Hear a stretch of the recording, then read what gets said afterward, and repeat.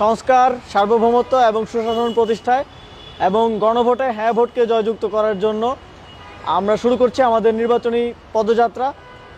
আমাদের এই নির্বাচনী পদযাত্রা চট্টগ্রাম থেকে শুরু হবে এবং সারা দেশ ঘুরে আবার নারায়ণগঞ্জ থেকে ঢাকায় এসে শেষ হবে। আমরা 11 দিন ব্যাপী নির্বাচনী পদযাত্রায় বের হচ্ছি। এই সময়ে আমরা গণভোটে হ্যাঁ ভোটকে জয়যুক্ত করার জন্য ক্যাম্পেইন পরিচালনা করব, গণভোটের পক্ষে এবং সংস্কারের পক্ষে সচেতনতা তৈরিতে কাজ করব এবং একই সাথে শাপলাকলির প্রার্থীদের এলাকায় এবং আসনগুলোতে যাব। তাদেরকে সাথে নিয়ে আমরা জনগণের কাছে আমাদের ইশতেহার, আমাদের তরুণদের চোখে নতুন চোখে বাংলাদেশকে আমরা কিভাবে সামনের দিনে দেখতে চাই সেই কথাগুলো নিয়ে আমরা আসছি আপনাদের কাছে।